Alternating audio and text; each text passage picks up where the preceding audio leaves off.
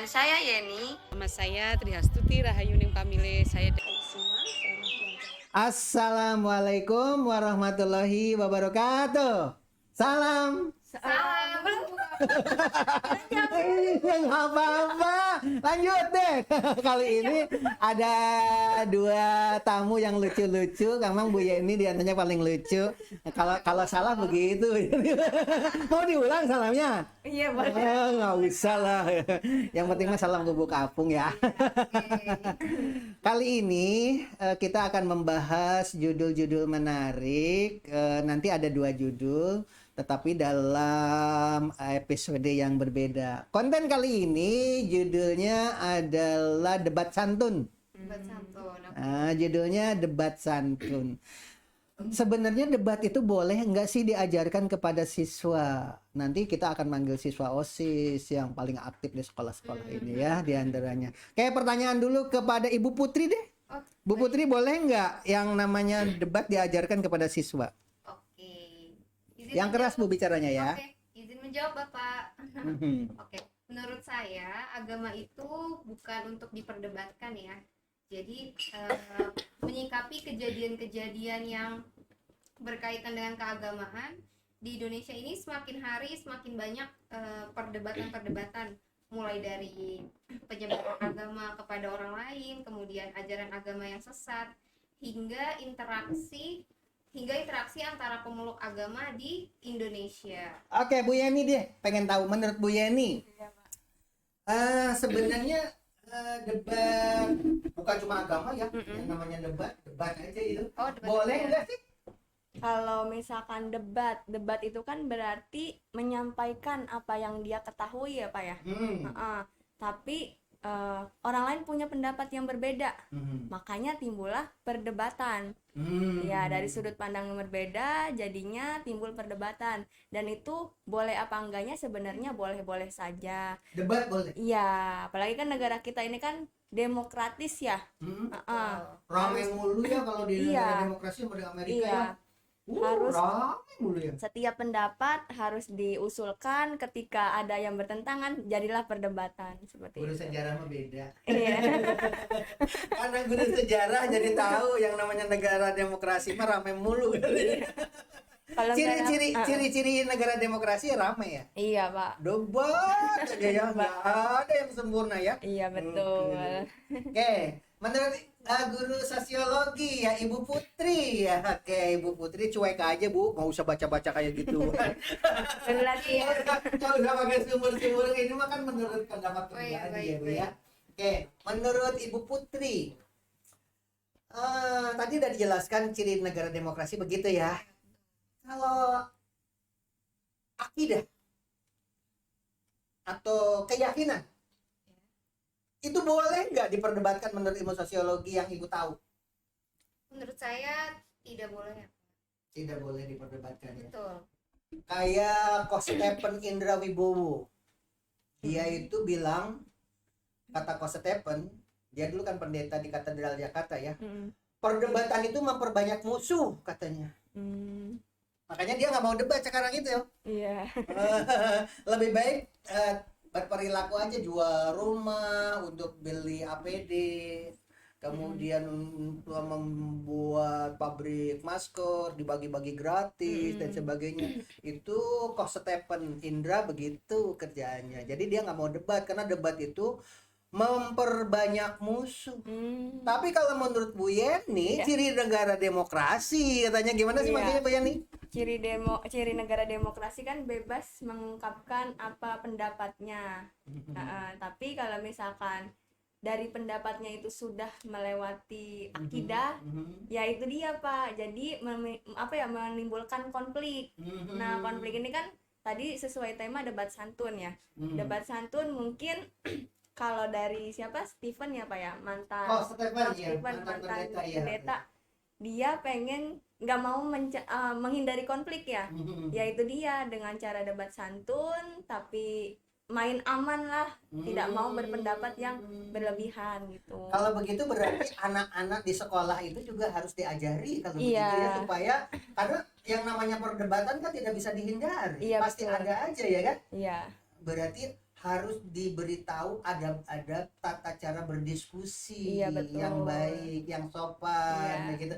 Kita tonton video berikut ini ya, video seorang pendeta yang tadi malam baru bersahadat. Oh, mu'alaf.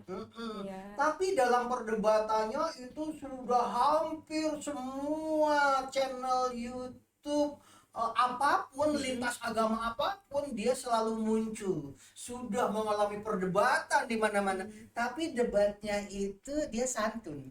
Tidak pernah melukai orang Islam, tidak pernah melukai agama apapun, tidak. Tapi yang dia ingin tahu, dia tanyakan dan terjadi perdebatan sengit menurut konsepnya dia, begitu loh. Akhirnya debat terakhir dengan Kainama. Kainama juga mantan pendeta juga kan? Itu. Saya baru tahu. Baru tahu ya. Kayak Kasihan. saya kirain orang Jepang ya, namanya Kainama orang Ambon. Ambon. Pendeta Kainama. Indonesia. Nanti kita tonton videonya, coba kita tonton videonya. Oke, lanjut. Bahkan yang memimpin sahadatnya juga dua orang mantan pendeta juga yang memimpinnya di antara Pendeta Kainama. dan Cemumak adalah pelaku pindah agama dengan cara santun. Inilah contoh mualaf paling santun yang pernah ada. Sejak beliau debat hingga bersahadat, selalu menghindari konflik. Pendeta dan C ini merupakan tauladan umat manusia. Berikut adalah sumber informasinya. Masalah keyakinan beragama itu adalah hak individu. Tapi saat menemukan ayat Bible yang menunjukkan perbedaan, Pendeta dan C mengatakan semuanya baik. Hanya Islam berdoa langsung tanpa perantara. Pendeta dan C selalu mengatakan semuanya baik, tidak mau mengatakan ini baik, ini buruk. Tetapi perbedaannya adalah dalam Islam berdoa itu langsung kepada Allah. Ketika Yesus bersabda, kemudian Allah berfirman, maka Yesus sebagai firman menjadi daging, menjadi batal, dan tetap pendeta dan menyelamatkan dengan cara diam. Nasional UPCI, sebuah organisasi gereja penganut teologi Oneness yang adalah bidat yang sudah sering saya sebut sebagai para penganut teologi blender. Dan akhirnya saya ucapkan selamat berpindah agama ya Pak Dance ya, keputusan Anda sangat dihargai, asal saja jangan ikutan Kainama yang mencari makan dan menjadikan kekristenan sebagai bahan jualan. Oh benar, kekristenan tidak menjadi salah karena oknum yang satu ini meninggalkannya, juga Islam tidak menjadi benar karena oknum yang satu ini masuk Islam. Pembuktian soal benar dan salah itu ada di arena yang lain, bukan ada di arena beginian. Lalu apanya yang heboh dan gempar soal ini, seperti yang dipropagandakan oleh channel Mu'alaf Center Hagia Sophia. Kalau dari diskusi saat ini Pak Ceng, yang saya sudah beberapa kali bertemu beliau, itu dari kitab dia sendiri, bukan dari Al-Quran. Cuma beliau hanya membanding. Berarti hidayah bisa datang dari mana saja ya? Ya. Lanjut. Cuma beliau membanding apa yang dikatakan Isa di dalam Al-Quran. Oh ternyata memang sama gitu dengan yang di kitab beliau gitu. Terus tentang Nabi Muhammad SAW, tentang pengakuan Yesus, terus tentang apa yang diceritakan oleh Allah di dalam firman-Nya di dalam Al-Qur'an Karim gitu. Tidak ada, kalau saya baca Bible itu sangat-sangat luar biasa. Bible sangat luar biasa. It is really unbelievable writings. Itu sangat luar biasa clear. Apa? Tidak pernah satu Tuhan tiga pribadi, satu Tuhan tiga tugas, tidak pernah. Yang ada adalah Tuhan memberi tugas. Di dalam Yohanes pasal 17 Yesus sendiri bilang, aku mengerjakan pekerjaan yang Bapa berikan kepadaku. Dia memberikan pekerjaannya. Begitu Bung, dengan segala rasa hormat maksudnya. Oke. Yang kita garis bawahi di sini adalah nanti kita panggil guru agama ya. Bagaimana menurut pendapat guru agama ya. Tapi yang jelas yang perlu ditauladani di sini satu-satunya pendeta yang melakukan diskusinya secara santun. Ketika menemukan sesuatu, dia tidak mau mengatakan ini baik, ini buruk, enggak. Semuanya baik gitu. Adapun di Islam, menurut Pak Danse, itu berdoa langsung kepada Sang Pencipta. Sementara di agama dia itu dulu melalui perantaraan. Dua-duanya bagus. Nah, ketika tadi Pak Kainama, sama-sama mantan pendeta ya, Kainama mengatakan ternyata gitu kan, ketika Yesus sedang bersabda, tiba-tiba ada firman. Sedangkan Yesus itu sendiri adalah firman. Oh, tiba-tiba ada firman dari langit, kan begitu. Apa jawab Pak Danse? Ini salah satu contoh kearifan dalam diskusi. No comment. Dia tidak mau jawab, begitu kan? Tidak mengatakan ini baik, ini buruk. Itu adalah hak masing-masing. Itulah salah satu contoh barangkali sekarang ini kan sedang rame tentang pengusulan penghapusan ayat Al-Quran 300 oleh Pak Saifuddin Ibrahim. Pendeta Saifuddin Ibrahim akhirnya tidak bisa pulang ke Indonesia karena sedang dicari polisi kan. Kemudian kemarin juga Pak Yahya Waloni baru pulang juga dari penjara, ya kan, gara-gara penistaan agama. Dan ternyata apa yang dikatakan Koh Stephen itu mengatakan bahwa debat itu hanya menambah musuh. Tidak ada orang gara-gara debat pindah keyakinan itu, menurut Koh Stephen itu mustahil, bilang begitu, atau jarang begitu. Tapi kenyataannya pendeta siapa tadi yang barusan ditonton itu ya? Apa namanya? Danse, bukan Pak Danse ya. Ini baru tadi malam itu. Ternyata dia itu karena debat, tapi debatnya debat santun, saling menghormati dan tidak menjelek-jelekan agama lain. Hanya berdasarkan surat ini, berdasarkan surat ini, berdasarkan surat ini. Dan ketika ada satu titik perbedaan, dia tidak mengatakan ini bagus, ini buruk, enggak.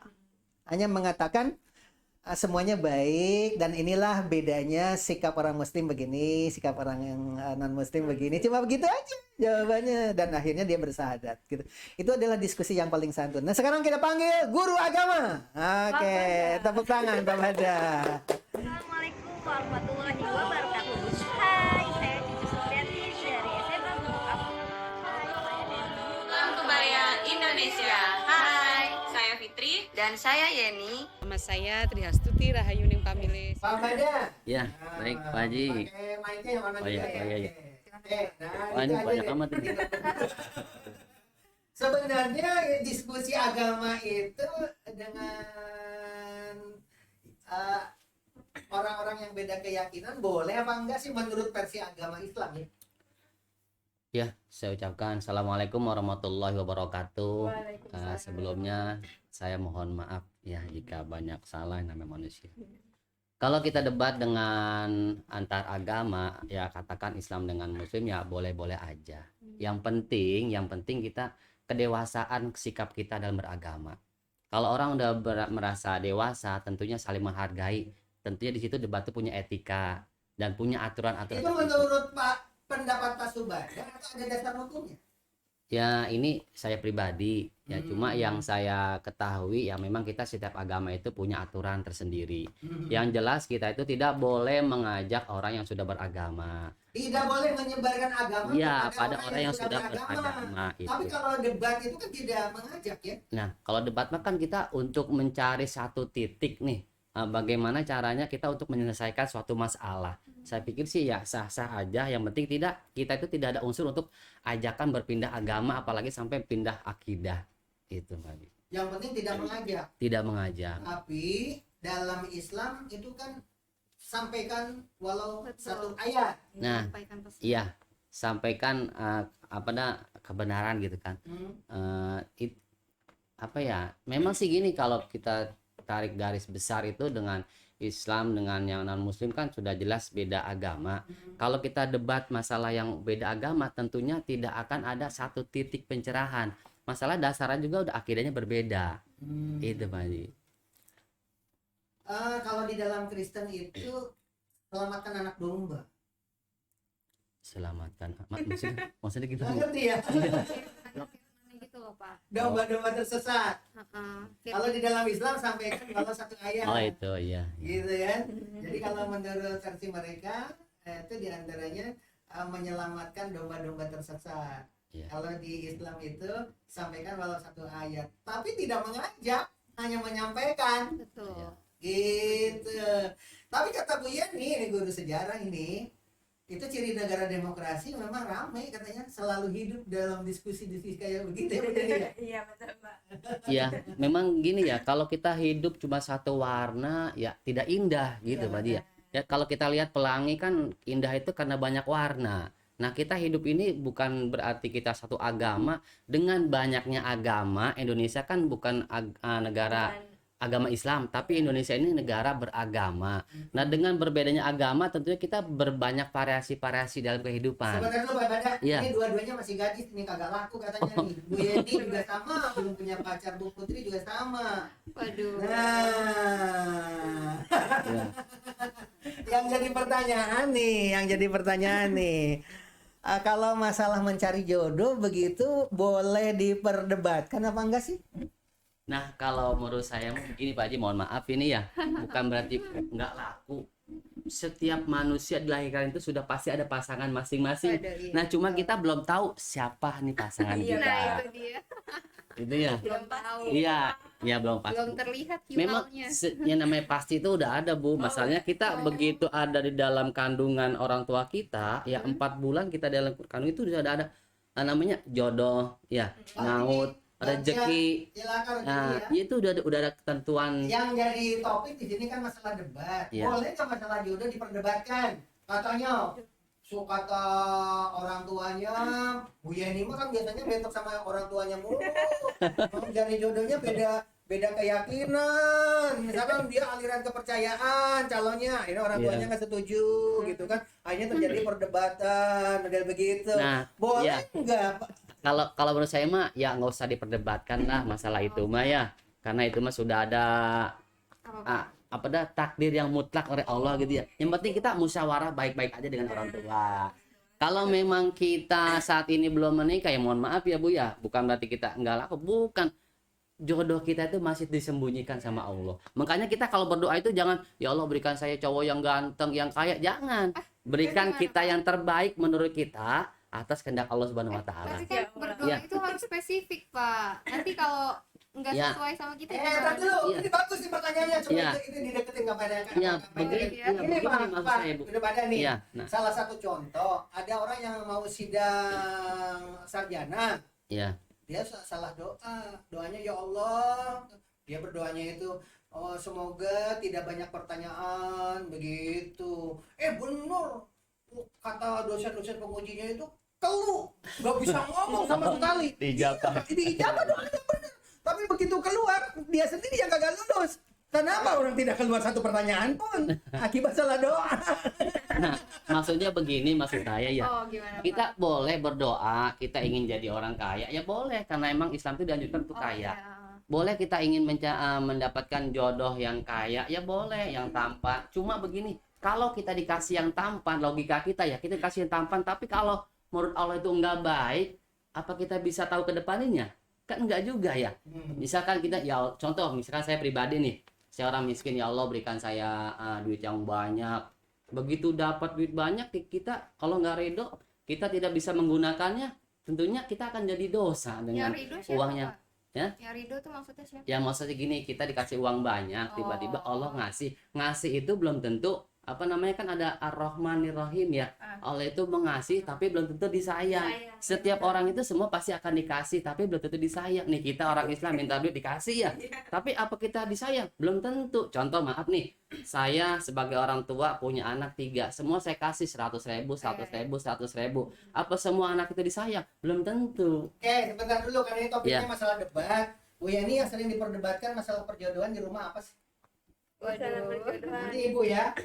Yang sering jadi permasalahan di rumah dengan orang tua. Kalau jodoh itu kan datangnya kan nggak tahu kapan ya. Nah kebetulan saya kan kakak saya perempuan gitu. Ketika jodoh saya datang duluan dan ayah saya meminta untuk tahan dulu gitu untuk menuju ibadah seumur hidup. Oh, jadi ibu Iya, jadi duluan gitu ya? Pak. Jadi masih terikat Padahal ibu sudah sama pengen adat. nikah ya? Oh, kalau itu belum. Dulu Pak Haji. Oh, jadi masalahnya karena kakaknya perempuan. Iya, Dan nah. memang begitu Pak Ustadz. Iya. Ini pertanyaan juga ini. Terjadi di mana-mana. Sampai-sampai ini terbuka untuk hadirin sekalian yang ada di rumah, termasuk anak-anak yang sedang menonton di sini. Karena diajak nikah itu kakaknya belum nikah. Ini Iya. orang Bekasi temen keluarga gitu. Akhirnya apa? Diulur-ulur akhirnya nggak nikah. Yang kakaknya nggak nikah ini yang adiknya juga nggak nikah gitu loh. Jadi Nah, menurut hukum agama gimana sih? Apa Ya, boleh betul, nggak Pak. perempuan nikah duluan yang adiknya belum kakaknya Ya. padahal perempuan? Sebenarnya kewajiban orang tua itu kan setelah menghitankan anak, terus menikahkan anak, ya, dengan jodoh yang pasti gitu kan. Nah, memang tradisi kita di Bekasi khususnya, misalnya kakaknya ini belum nikah, terus adiknya ini sudah ada yang lamar, kata mau gitu ya. Jangan melangkahi bahasanya. Iya, betul, Nanti kalau kamu nikah dulu nih adiknya, nanti kakaknya nggak akan nikah, jauh jodohnya. Nah, itu kan apa namanya? Mitos atau fakta itu? Ya, kalau menurut saya sih ya mitos juga sih Bu. Yang jelas ya. Mitos ya? Yang jelas begini, yang namanya jodoh mah sudah ada ketentuannya. Kalau memang adanya nikah dulu, memang itu jodohnya udah tertulis seperti itu. Kalau memang Jadi kakaknya boleh yang beragama? ya Sah-sah aja gitu Pak. biasa sih namanya udah Ibu jodoh. jawab ini Pak Ustadz. Maksudnya Oh ini Boleh nggak menurut begini. agama? boleh apa tidak? boleh sih kalau menurut saya ya, kalau agama walau alam yang namanya ini banyak tokoh Tapi perasaan Ya. perasaan kakak yang namanya kakaknya belum nikah kok adik saya ya. banget Nah, yang namanya gitu. perasaan pasti sedih Pak Haji ya. Masalahnya lah saya aja yang tuaan belum nikah, kenapa kamu duluan sudah menikah? Sudah menikah, Nah, itu ya. yang saya bilang dari awal tadi, kita kembalikan pada kedewasaan beragama. Kalau memang dia beragamanya sudah tahu tentang dasar hukum ke depannya tentang pernikahan, tentunya si kakak yang belum nikah ini akan, oh silakan deh kalau emang kamu udah Bu Putri jodohnya. coba Bu Putri. Putri. Bu Putri, Oh ya Bu Putri. gimana? Punya kakak kan? Punya Pak. Udah punya nikah Pak. tapi kan? Sudah nikah. Berarti kalau Bu Putri mah nggak ada masalah ya? Ada masalah Pak. Ada Orang juga. tua. Kalau di rumah itu orang tua saya mewajibkan calon kandidat jodoh itu harus orang Jawa. Sedangkan Hadirin sekalian, bagi yang naksir Bu Putri itu Promosi. prioritas utama adalah Jawa. Jawa Barat atau Jawa Jawa Tengah, Tengah Jawa Timur? Pak. Jawa Tengah. Harus Jawa Tengah. Kebetulan saya orang Jogja. Orang Jogja. Iya. Oh, jadi harus sama orang Jogja juga. Sama orang Jawa Tengah pokoknya. Oh gitu, Semarang nggak apa-apa. Iya. Tapi kalau bisa orang Jogja sih Pak. Oh gitu. Biar satu. Jadi syaratnya itu. Iya betul Pak. Kalau Bu, entar sama guru agama. Kalau Bu Yeni, syarat utamanya apa sih? Kalau tadi kan syarat orang tua katanya sama-sama orang Jawa. Iya. Yeni orang Lampung, yang penting monyet. Gajah. Kalau Gajah dalam pengertian hewan ciri khas. besar. Iya. Besar jabatannya. Oh, iya. Amin. Hatinya ya. Besar Hatinya. hartanya. Amin ya. Besar badan. Amin ya Allah, besar badannya. Cuma nanti aja Pak kalau udah berumah tangga pasti kan Suksesannya iya. Oke, apa syaratnya katanya? Syaratnya mungkin kalau dari Jawa. orang tua, kalau Jawa boleh, cuma aku udah diwanti-wanti gitu supaya tidak dengan orang Sunda gitu Pak. sama. Iya. Kenapa orang Sunda? Ini takutnya Mau salah. mengulik sejarah ini Iya, Pak. betul. Karena dulu kan sejarahnya suku Sunda nggak Jawa boleh dan sama Sunda Ini orang Lampung kayaknya. Kalau terkait saya, dengan iya. statement. Kalau Sumatera mungkin takutnya Pak karena saya walaupun lama di Pulau Jawa dan orang tua itu kan dua-duanya Sumatera. Pasti kan saya kebawa logat saya kan nadanya tinggi ya, dikira orang Bu Yani ngegas gitu. Padahal mah emang kalau misalkan lagi ngomong sesuatu. Oh, orang Sunda mah belikan. Iya, takutnya nanti sayanya yang terlalu Kalau Purik. nasi gitu. Oh purik. Orang Sunda itu kalau dibentak itu pundung. Pundungan. Oh, jadi senang sementara Bu Yani meledak-ledak. Iya, meledak-ledak sih enggak, cuma Ngegas takutnya ya. salah maksud dari yang apa saya omongkan gitu. Jadinya nanti memunculkan perdebatan. Yang penting jangan Sunda. Iya. Waduh, gagal ya Pak. Ya. Saya Sunda. Kita tereliminasi Pak. Ternyata nggak syarat orang tua nggak boleh Sunda. Iya. Kalau ini mah fokus Jawa. Iya. Kalau ini mah yang penting jangan Sunda. Jangan Arab Sunda. boleh Arab. Arab. Waduh Pak, kejauhan nanti biasanya kejauhan Pak. Iya. Tapi untuk orang tua mah yang penting mah jangan Sunda aja. Iya, ya. jangan Sunda. Tapi kalau Jawa kalau Arab kejauhan. Arab kejauhan Ya Pak. dekat Bekasi ya. Bekasi. Nanti nggak pulang kampung Pak. Serba salah. Banyak iya. Oke, beragama ini. Iya. Gimana nih? Nah, kalau menurut saya tadi itu bukan syarat, Bu, maaf ya nih Bu ya. Mungkin keinginan orang tua. Karena kalau syarat itu mau udah mutlak. Contoh dari agama itu syarat pernikahan itu ini bahasa saya Pak Haji ya. Dan din dun keturunan.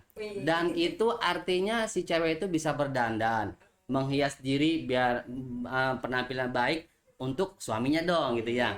Dan din itu artinya agama. Ya udah jelas kita agamanya Islam. Apa? Dunia ya, Iya. dunia. Nah, dunia itu berarti Dunia. dunia. Kalau memang dunia, bagaimana kalau menurut Bu Yeni, anak saya dianggap cewek matre katanya tuh kata Bu Yeni. Bu Yeni ternyata menurut guru agama, dunia itu penting katanya. Jadi kalau kita memilih jodoh, itu harus pikirkan juga dunianya katanya gitu. Ya Pak, kan realistis Pak, zaman sekarang harga Ini matre sama ini dengan Bu Putri. Memang harus matre ya? Harus dong. ya Bu ya. Iya. Ya udah itu saja karena kepanjangan kali ya. Topiknya adalah diskusi santun. Iya, Oke. Iya. Walaupun teriak-teriak, ketawa-ketawa, ini adalah bagian daripada diskusi santun, ya kan? Ternyata walaupun saya orang Sunda, keluarganya nolak, nggak boleh. Tapi karena ini keterbukaan, Iya. santun, nyaman aja. Orang saya udah punya cucu. Coba kalau saya masih bujangan, bilang naksir nih sama Bu Yeni. Bu Yeni nggak boleh sama orang Sunda. Gawat ini kan. Tapi beliau ini yang lebih parah nih. Harus orang Jawa. Gitu. Itu hadirin sekalian. Ini diskusi santun kalau di dalam Islam itu ta'aruf ya. Iya. Ini bagian dari ta'aruf kali ya, Tad ya. Oke. Jadi penting diskusi itu boleh, tapi harus santun.